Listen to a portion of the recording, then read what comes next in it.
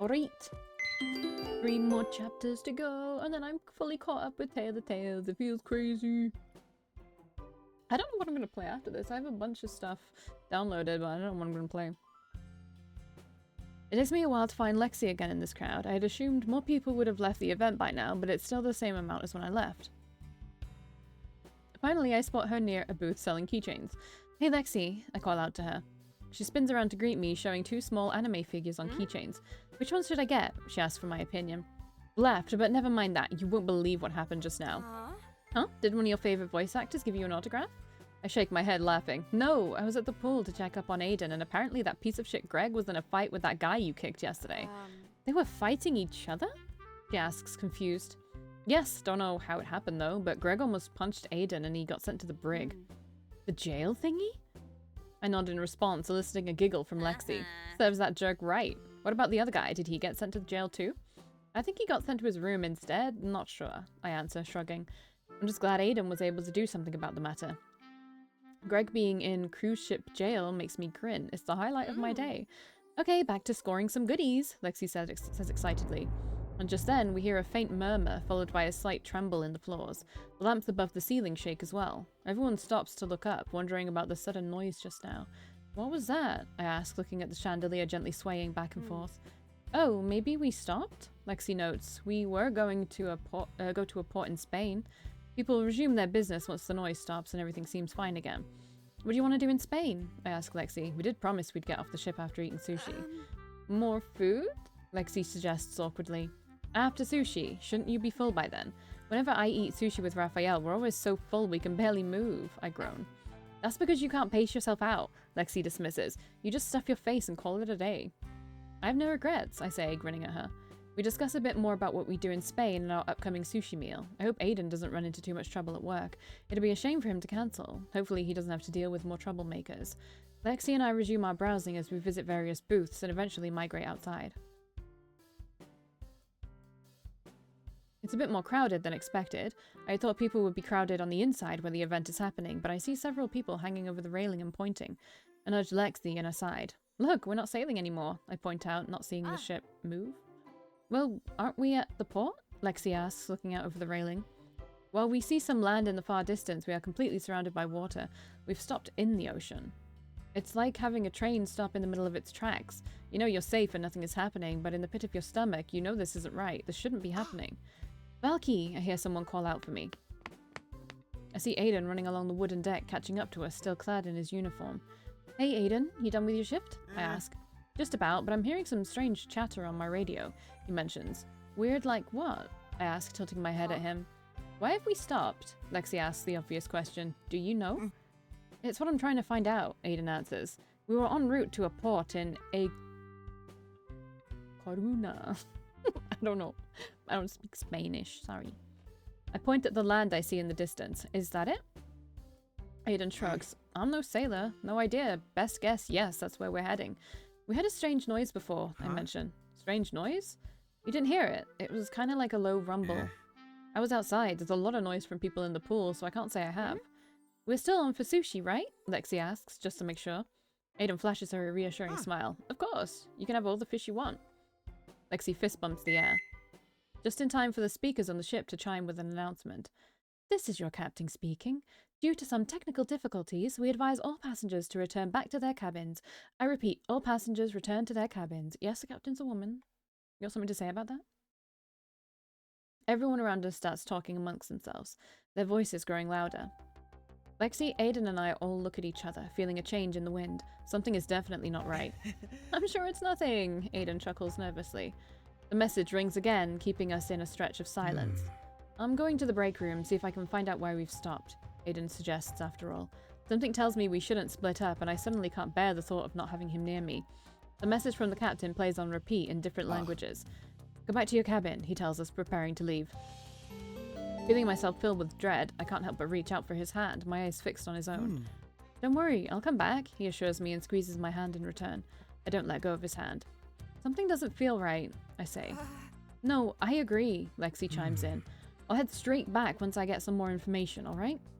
I finally let his hand go, looking down at the ocean. We're in room 357, I tell him. Don't make me wait. Aiden gives us a small wave before he turns around and disappears from the deck. Lexi and I give each other a strange look, and together with all the other passengers, we return to our cabin. It's quite crowded in the hallways with everyone trying to get back into their room. At least I don't have to worry about bumping into Greg again, since he's locked up in the brig.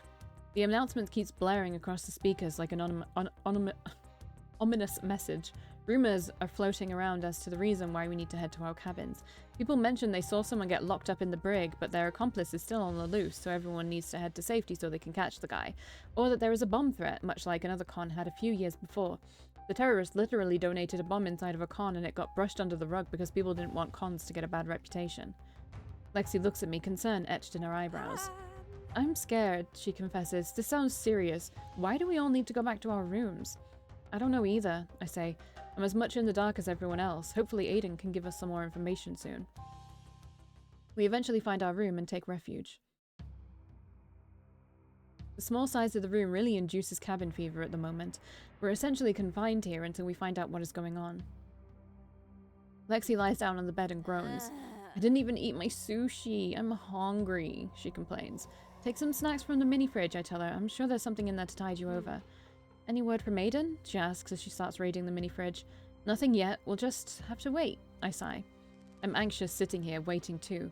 I still hear some commotion outside in the hallways, but it's finally getting quiet now that more people have found their way back to their cabin.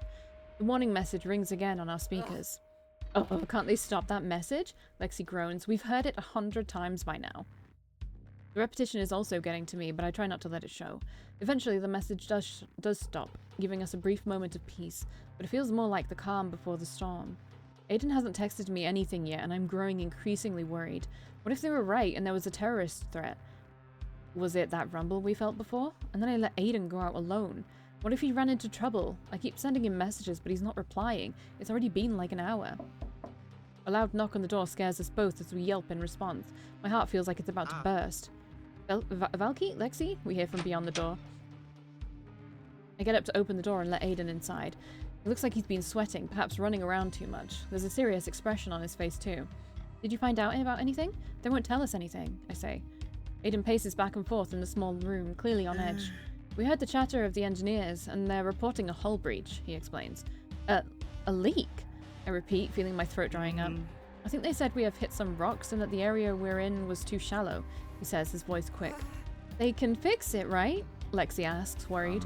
That's what they're trying to do, says Aiden, not sounding convinced. I grab Aiden's shoulder and force him to look at me. Have you seen it? Is that why you're covered in sweat? Aiden turns away from me like he doesn't know how to tell us. I went down, yeah, I saw it. How bad is it? They're already using those heavy doors to lock some parts of the ship so it can stop the flooding. We're sinking, I state. If what Aiden says is right, then the ship is sinking. I've seen enough of the movie Titanic in my lifetime to know how this ends. Well, I don't think you're in freezing, icy water, so I think you're fine. The ship's sinking, Aiden confirms. Then why is the captain telling us to stay in our cabins? I question. Shouldn't we be heading to the lifeboats? Aiden shakes his head and throws up his hands. I don't know either. No, the captain's a woman. I plainly told you that the captain is a woman, so I don't think she wants to cause any panic. I'm 100% panicking right now, says Lexi, her face as pale as a ghost. She clasps her hands together and makes a high-pitched noise.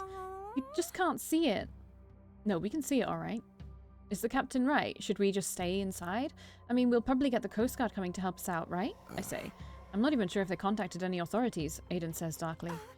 Guys, Lexi calls for our attention. A while ago, some ship was sinking as well, and the captain told everyone to stay in their rooms. Over 300 of them died whilst the captain escaped. You are talking about what happened in South Korea. And they were high school kids. I suddenly recall the news, I suddenly recall the news story as well. It was a ferry carrying a bunch of students. The captain assured everyone it was alright and they should stay inside. The students were so obedient, they wouldn't even leave despite water entering their rooms. The captain had long since escaped. And that... South Korea is weird with the law, man. You can, like, be blacklisted and whatever for so long, the rest of your life, for smoking weed or having weed in your possession. But, like, rapists and murderers, less. Especially rapists. They're like... There's something fucking wrong with South Korea's justice system. The captain assured everyone it was alright. Yeah, the captain answered. I remember that, Aiden yelps. Thanks for reminding us, Lexi, I say, determined and scared. We're not going to make that mistake. We need to get to the lifeboats. Everyone needs to go to the lifeboats. I turn to Aiden. Can you get your co-workers to help? To go against the captain's orders? He gulps. Mutiny, let's go, Lexi yells. What's the better option here? Allowing people to drown or sit safe and sound in a lifeboat, causing a minor inconvenience for a day? I question. I mean, would people listen to me? He asks, sounding nervous. We're going to make them listen, I stress. I open the door and beckon for them to follow me. Come on, Aiden, show us where the lifeboats are and let's get everyone out of here. Aiden gulps but nods his head. You're right, let's try. Mutiny isn't dangerous, right? Lexi asks in a tiny voice as we all head out the door. Aiden has radioed his co-workers and asked for help to start getting people to the lifeboats. Some disagreed, but some are willing to help. We start banging on various doors, yelling for people to come out. Everyone head to the deck to find a lifeboat, I yell. The door opens and a confused-looking guy pops his head out. What's this all about? He asks. We're heading to the lifeboats, I say. I thought the captain told us to stay in our cabins, he points out, not budging from his position. Yes, the captain did indeed say that. It doesn't mean you should listen to it. How do I convince people? Should I lie?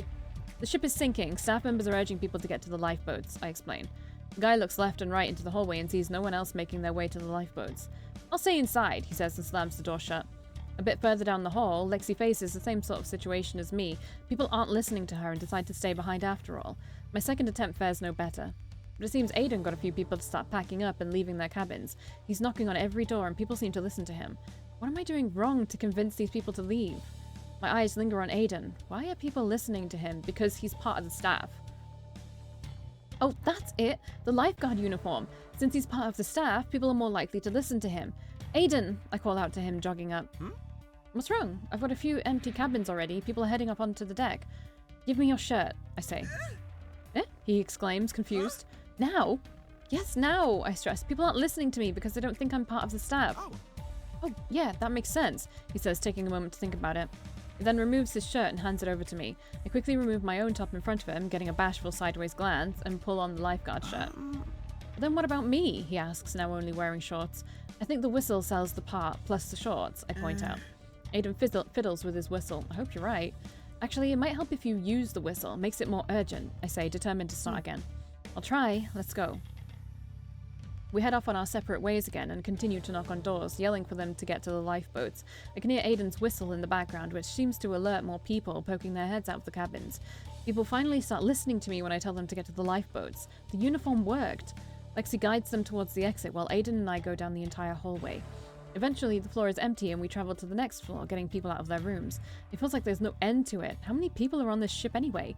Despite getting more staff members to join, it's taking so long to get them to head to the lifeboats. How long do we have in the first place? I know the Titanic sank quite fast. Eventually, the three of us make our way to the deck where the lifeboats are stored. Some of the staff members are hoisting people into the lifeboats. They're quite large boats. I think about roughly 200 people can fit in a single one. There's one thing everyone seems to notice quite fast. The ship is tilted. Part of the front is higher than the back. You can tell when walking on the floor. It's all slanted. Now there are many people on the deck waiting to get inside of a lifeboat. Some of them are holding baggage such as bags and suitcases and a couple of anime body pillows. I only have my own personal items on me that are of most importance.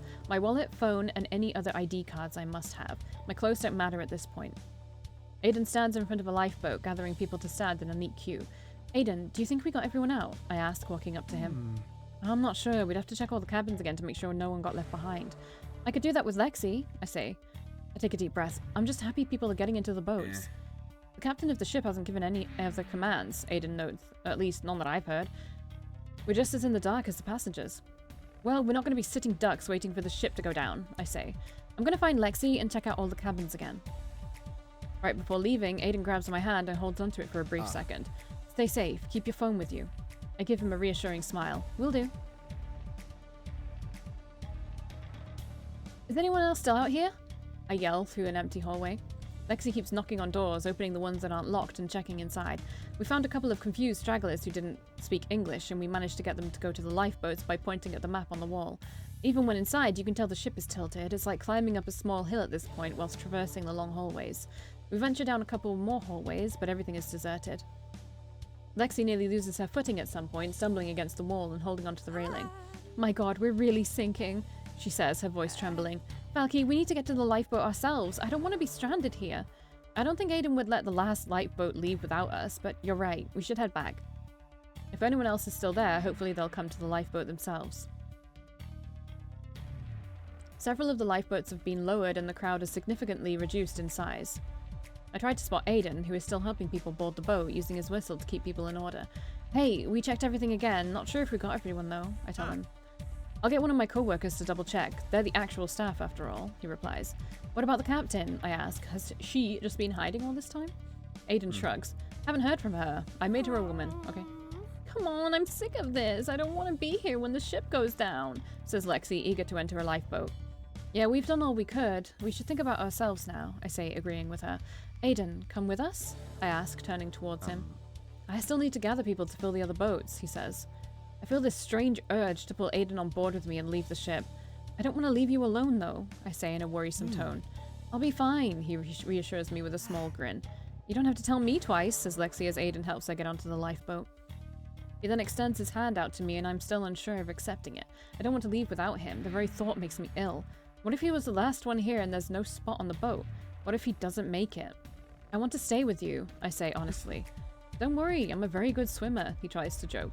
I'm scared something bad will happen to him. The ship is already very tilted and clearly the bottom floors are flooded. It's straight out of a horror movie. Can't imagine if people were stuck down there drowning. I shudder. I wouldn't even wish that upon Greg. I hope we got everyone onto the lifeboats. And that's when I realize we don't have everyone. Greg. That stupid asshole Greg. He's locked up in the brig. Greg, I exclaim out loud. Huh? Aiden looks confused. We didn't get Greg. He's still locked up. Aiden takes a second to process, then he frowns.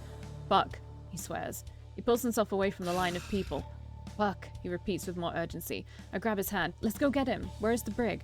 Hopefully not in the flooded parts. Below the passenger area, he says, pointing down below us. I turn to Lexi. Get in the boat, I tell her. But Valkii... We're going to get that piece of shit Greg, but you stay here, I urge her. Lexi fiddles with her hands as she watches Aiden and I leave.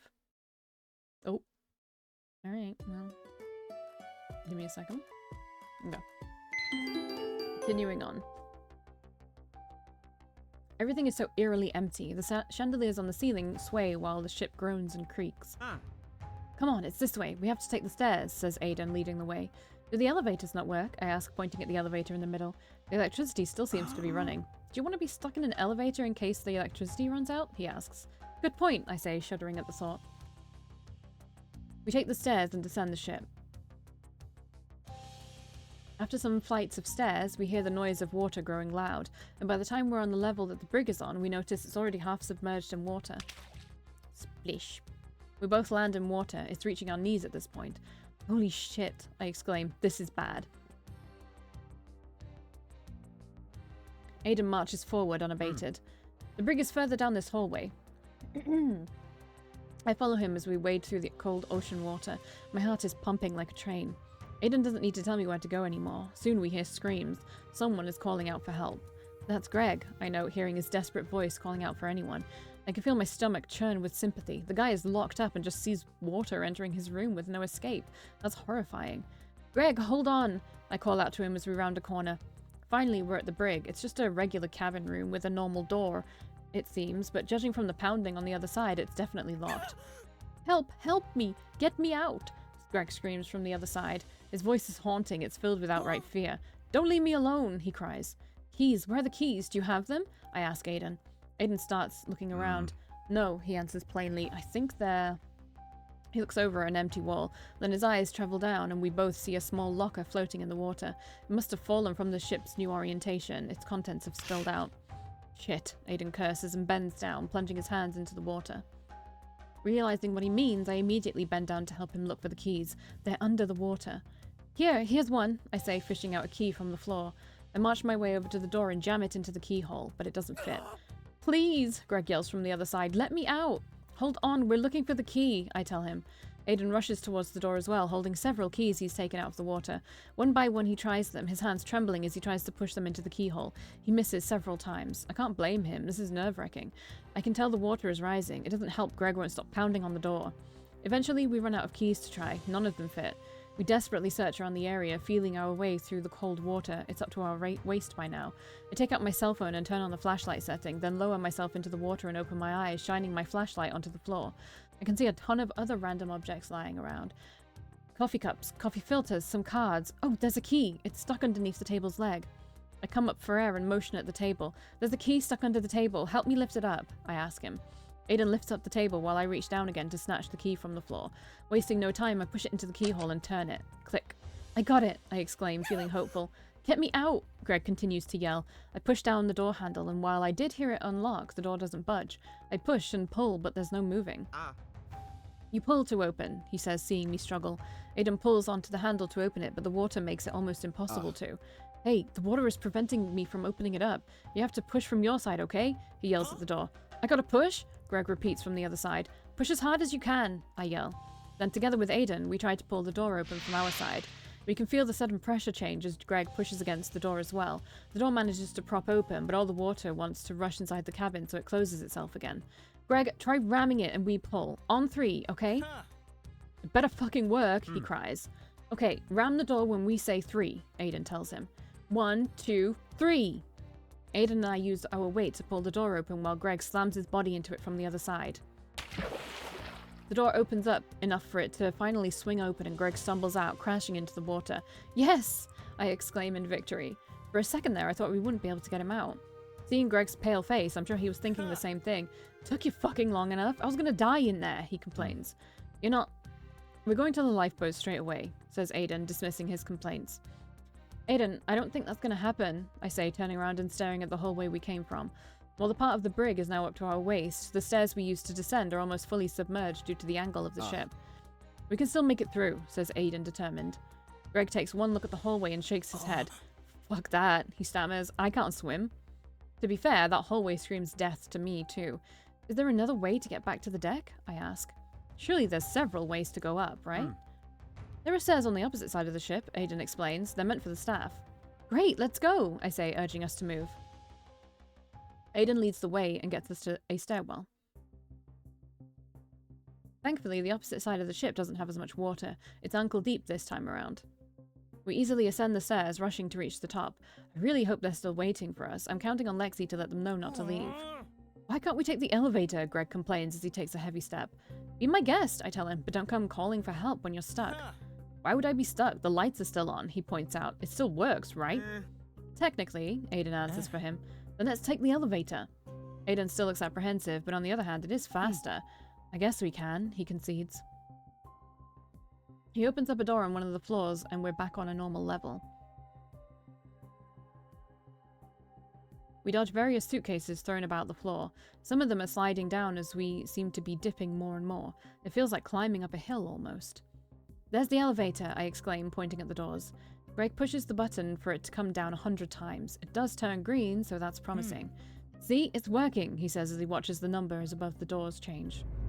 The ship shakes and various loud metal noises can be heard rumbling through the hull. It's like a mini earthquake. What's happening? Greg yells in fear. Neither Aiden nor I have an accurate answer for that. The ship is sinking, that's all we know. Then the elevator dings and the doors slide open. Greg doesn't waste a second before he hauls his ass and stumbles inside, spamming the button for the deck. Hey, wait for us, I complain as I enter along with Aiden. The doors close and the elevator begins to move. Greg lets out a heavy breath in relief, leaning against the walls for support. Fuck, I thought I was gonna die in there, he says. You're lucky I remembered you were there, I respond. You? He looks at me, raising his eyebrow. With all the chaos, we were too busy getting people to the lifeboats, Aiden explains. You were formally logged to be in the brig, but no one was checking the logs. I should fucking sue this place, Greg spits out. I could have died. I mean, he does have a point. Let's get off the ship in the first place, okay? I suggest, trying to calm him down. The numbers on the screen indicate we're almost there, just 4 more levels. But then another mini earthquake happens, and all of us are thrown off balance as we crash against the side of the elevator. I yelp in surprise and try to steady myself. The light of the elevator blinks on and off, but one thing is clear. It's stopped moving. Aiden presses a number on the panel, but the elevator doesn't respond. He tries to open the doors instead, but they don't move either. Are we stuck? Greg asks. Aiden looks at me before turning around and facing the doors.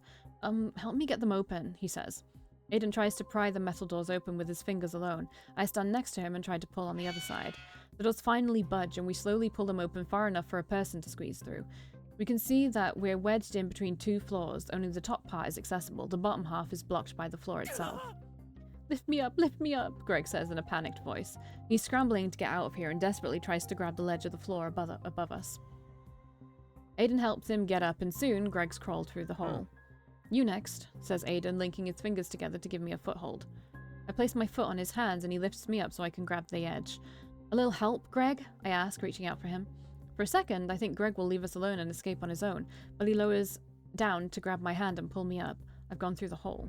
Then the ship shakes. My heart sinks as I see the elevator drop before my eyes. Aiden! I yell, trying to reach for him, but the elevator is gone, dropped to another floor. I can hear it hasn't gone far. That's the only good news. Shit! I curse, frantic, my heart nearly bursting out of my chest. I need to get him. I'm leaving, says Greg, turning around. Oh no, you're not. You're gonna help me get him. I hiss after him. Fuck that. No, fuck you! He came back to save your ass. The least you can do is return the favor. I cut him off. Be a decent human being for once. I go off at him. We're going to get him. The adrenaline pumping through my veins right now is making me say things I otherwise wouldn't have. But my heart only wants one thing, to get Aiden to safety. That's the only thing on my mind. I have to get him. Greg swallows but stays put. Apparently my tirade worked. He's probably a floor below, he says. Let's take the stairs, I say, and rush towards the staircase. Going one level below us, we run towards the elevator doors. I start banging on them. Aiden! Aiden, can you hear us? Yeah, Aiden responds. Still alive, he croaks. The emergency brakes kicked in, but I can't get the doors to open on my own. We'll help. Start pulling, I say. Greg and I pry our fingers between the doors and pull on each side. Aiden is on the other side, pulling as well. Thankfully, with our combined effort, the doors start to open. Greg and I hold it apart so that a large enough opening is created and Aiden can crawl through. He lowers himself down to the floor and worms his way through the opening. I let go with a sigh, dropping myself to the floor. I wrap my arms around Aiden and pull him in for a hug. I'm fine, he reassures me, patting my back. That was so scary. Are you sure you're all right? I ask, nearly sobbing. I think I peed a little when the elevator dropped, he jokes, or maybe he isn't. I can't tell. He's trying to lighten the mood. Well, I'm not sticking around here. I'm leaving, says Greg. It didn't take long for him to run and leave us behind, but at least he helped me get Aiden. I bump my head against Aiden's chest. I can feel myself tear up. The adrenaline is making me super emotional. I was so afraid you dropped all the way down, I say, sniffling. Hey, I'm okay, really. I brush Aiden's hair out of his face and cut both his cheeks with my hands. Let me look at you, make sure you're alright. But looking at him makes my heart swell up. I'm so glad he's here, alive.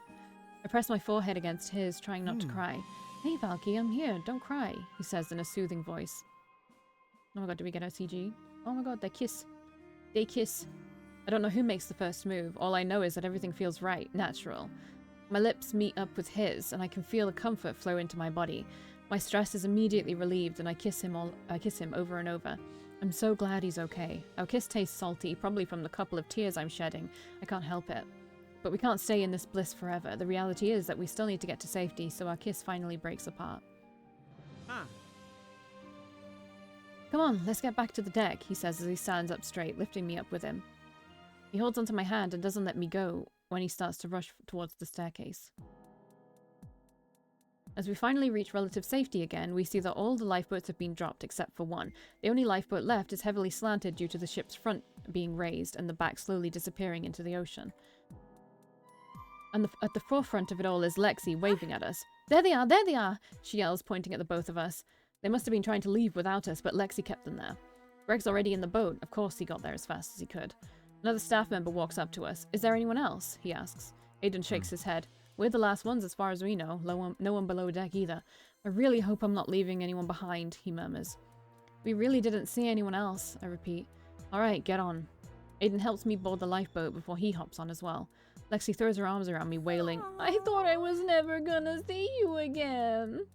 I hug her back with a smile. You're not getting rid of me that fast, I joke. Good, because you owe me sushi, she jokes back, but she's nearly in tears.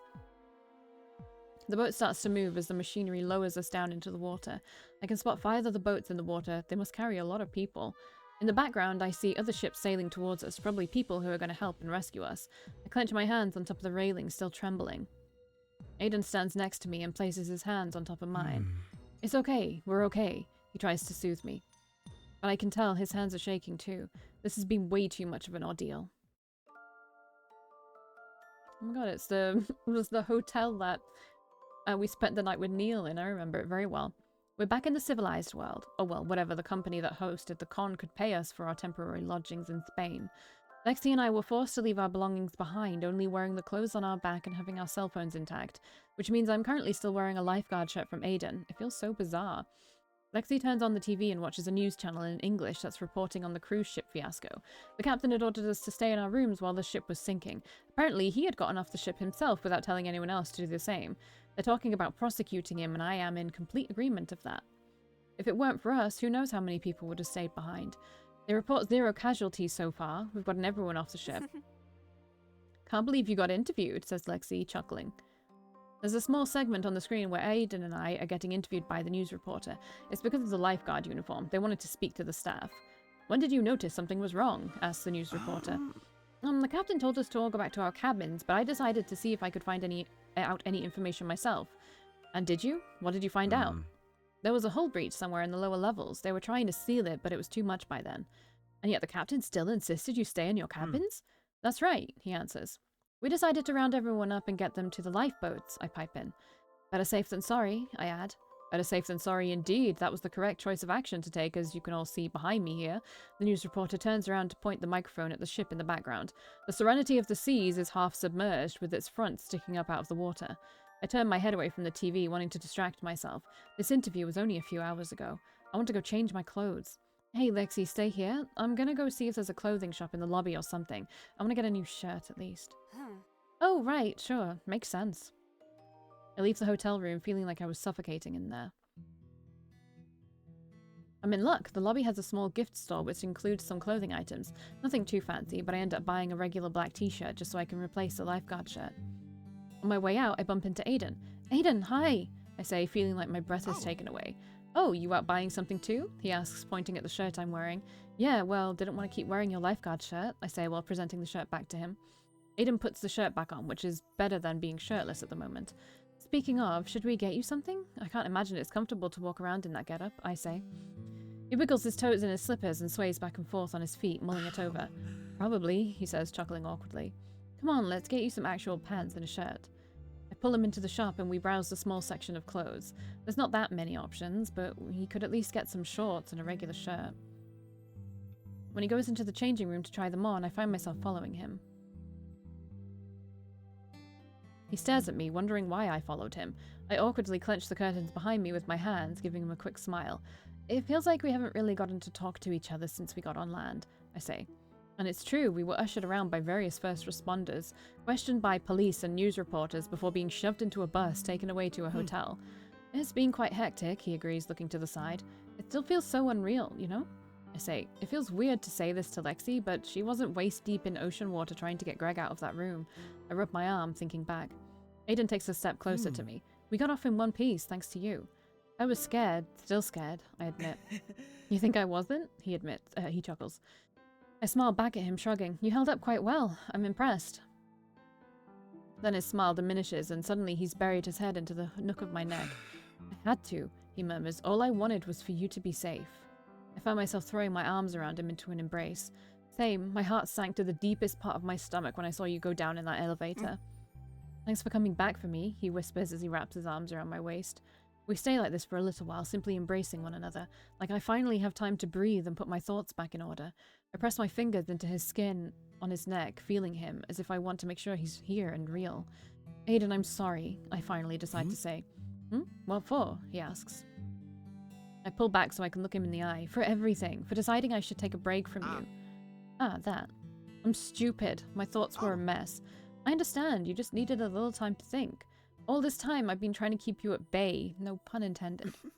Aiden snickers in response. I didn't have to confront my feelings for you if I just shoved everything to the side, and I didn't have to take yours into account either, and I'm sorry for that. Well, apology accepted, he says, smiling. As long as you'll still talk to me, that is. I have to tell you this because I was a fool for trying to deny this. I shake my head, trying to clear my thoughts. I really like you, Aiden. Like, a lot. Meeting you has awakened a side of me that I didn't know I had. Aiden's face slowly turns red, and he shyly looks away from me. No, scratch that. After what happened today, I can confidently say I'm in love with you. If he wasn't red before, he certainly is now. Aiden awkwardly slinks towards the corner of the changing room, unable to form words. And I would like for us to, I don't know, start over? Oh. Start over? He repeats in a tiny voice. Like normal people. We're normal? He questions half-jokingly. Well, I don't know, just more maturely, I explain. What do you want then? He asks. Aiden, I'm asking if you want to be in a relationship with me, I clarify. And we should probably discuss actual boundaries and whatnot, not continuing what I've been doing before. Aiden swallows and presses his fingertips together. What if I liked all that stuff, though? He mumbles. I crack a smile at him. I meant I don't want to do anything you don't want to. Well, he mutters, this is going to be hard. How so? I ask. Because when I'm with you, I would accept anything you want to do with me, he admits. Like step on you? I joke, referring to our first encounter. That, among other things. He shyly holds his arms close to his body. But I don't want you to kiss me like you're joking. That's all I ask. I shake my head, feeling regret how it went that one time. No, I won't, I promise. I'm going to kiss you because I want to and mean it. Okay, good, he says, gulping. Then kiss me like you mean it. Surprised at his sudden boldness, I can't help but immediately comply. Of course, I say with a cheeky grin and lean closer to him. I press my lips against his and he eagerly receives me. I wrap my arms around him again and pull him closer. The kiss feels a lot more passionate and intimate than the one we had on the ship. I end up pushing him against the wall and kiss him more aggressively, nearly nipping at his lips. Aiden lets out a tiny groan, his chest heaving up and down. He starts breaking away from the kiss. I'm crazy about you, he confesses as he looks into my eyes. Valkii, he speaks my name in such a loving way. I love you, too, I mean. As adorable as always. I smile and start kissing him again. He breathes out, unable to get out more words when my mouth is blocking the way. But then I give him a small break and kiss the side of his neck instead, earning a gasp. I think you're amazing and cool. I knew it from the day we met. I told you I liked you before, and that didn't change. Aiden squeezes his eyes shut as I suck on his skin, wanting to mark him as mine. When I release him, he looks at me with these half-lidded eyes and red face. So damn cute. I'll be yours, he says in a small breath. My goddess. I snuggle against his neck, breathing in his scent. Can you imagine if you chose mummy? My mummy? Oh, nasty. I do like it when you offer yourself up to me like that. Anything to please you. I'll protect and serve you. Aiden then kisses me, making my heart flutter. It'd be an honor to be your boyfriend. You're damn right it is, I say, laughing. I press my face against his chest, snuggling with him, simply enjoying the moment. Yeah, this is much better, I say. Now I can openly tell you what to do. Aiden smiles at me. At your service, he replies. I'm telling you to try on your new clothes already because it's stuffy in here and I just want to take a shower at the moment. He chuckles in response. Of course. I kiss him one more time, an innocent and chaste kiss, savoring the feeling of his lips on mine. Thanks for being a hero today, I tell him. My boyfriend is quite a cool guy, you know. Aiden shoots me an adorable grin, blushing all the while. I finally leave Aiden in the changing room alone. My heart feels 100 times lighter. I can't wait to go back home with him. Epilogue? Alright guys, it's epilogue time. Cool, I'll see you then.